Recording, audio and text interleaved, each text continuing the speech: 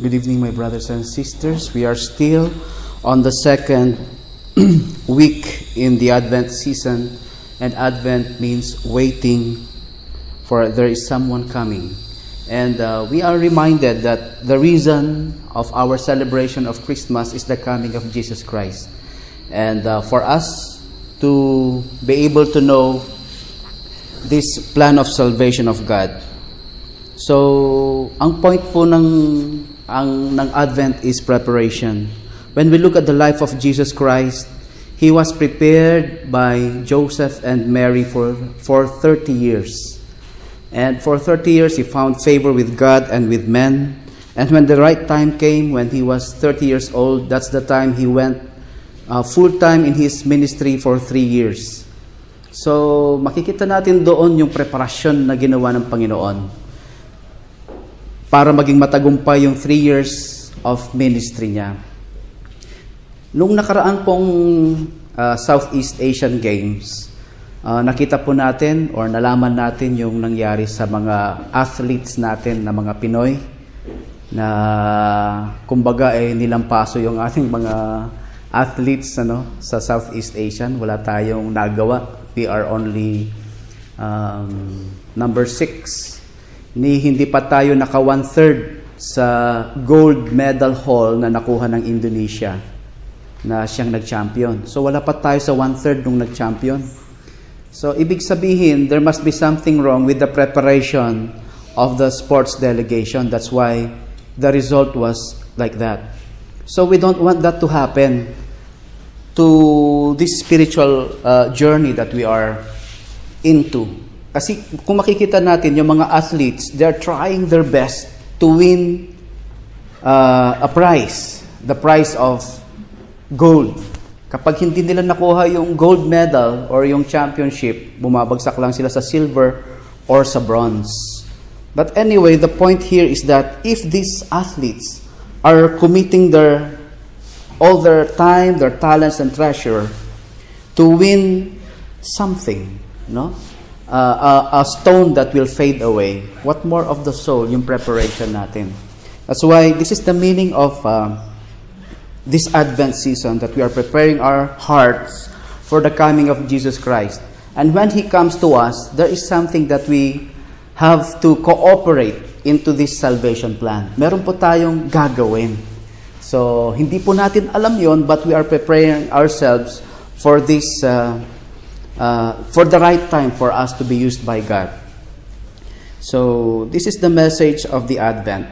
At saka kung makikita natin sa Advent season, sa Mass, nakikita natin yung wreath. The Advent wreath, it means that the love of God is never ending. Yung wreath. Kaya ang ginagamit dapat doon sa wreath ay fresh leaves, hindi po plastic. Ibig sabihin ng fresh, that means that the love of God for us is always new. They are new every morning. Ang grace na binibigyan ng Panginoon sa atin ay laging bago, hindi panis. Yung grasyang ibibigay niya sa atin bukas, hindi yung grasya ng ngayon, kundi the grace that we need at that moment.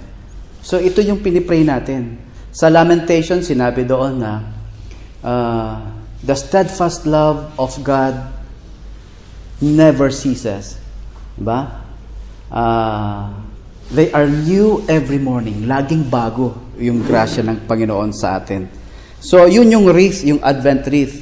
Yung candle naman, yung 4 na candles, 3 doon purple or violet ang kulay.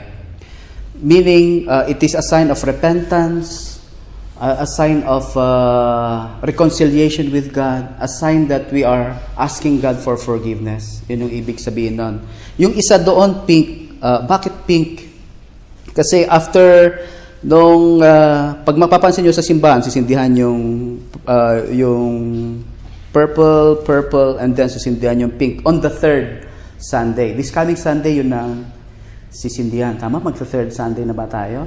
Magsa-3rd Sunday in Advent. Ibig sabihin, it's a sign of celebration that we are already in the middle of our preparation. So there is cause for rejoicing here. So papalapit na tayo dito sa celebration na to. ng gift ng salvation.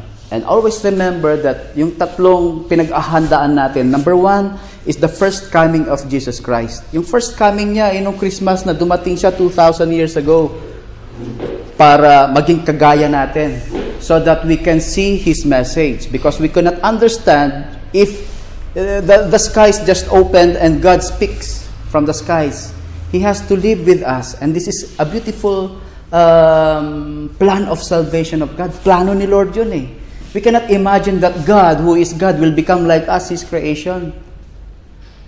But He did it for our salvation. Ang pangalawa naman, the salvation of God, Jesus is always coming to us. Every moment of our lives, Jesus is coming to us. Araw-araw, dumadating ang Panginoon sa atin. Moment by moment, are we ready to receive the Lord? Every moment of our lives. When our principles, our Christian principles are challenged from moment to moment, do we give up? Diba? Yung mag-sign of the cross lang sa tayo, pagkakain tayo, lalo na sa public place. Ang hirap, mahirap ba? Diba? Doon pa lang sa sign of the cross, nasa challenge na yung Christian principles natin eh. So, how far are we going with our Christian faith? Are we really proclaiming it without fear? So, yun yung Jesus is always coming to us. The third one is the second coming of Christ. Yung pangalawang pagdating niya when He will judge the living and the dead. When He will judge the world. We will come as judge already. So yung judge, He will deliver justice into the world. For those who are faithful to Him, they will enter His kingdom. Those who failed, sorry na lang. Lechon forever na kayo. So parang ganun ang message ng Panginoon natin. So, ito yung tatlong preparation natin. And napakaganda ng liturgical calendar ng simbahan. Ang unang mga linggo ng liturgical calendar natin is always the preparation, paghahanda for the coming of Christ. So, these, my friends, are little reminders for us to put more meaning into the Christmas that is coming today. When the Christmas that is coming today is more on the material things, kung napaka-material ng pagse-celebrate ng Pasko ngayon. Hopefully, with this preparation that we are doing, it becomes more spiritual, that in our hearts, Christ will be born. Amen.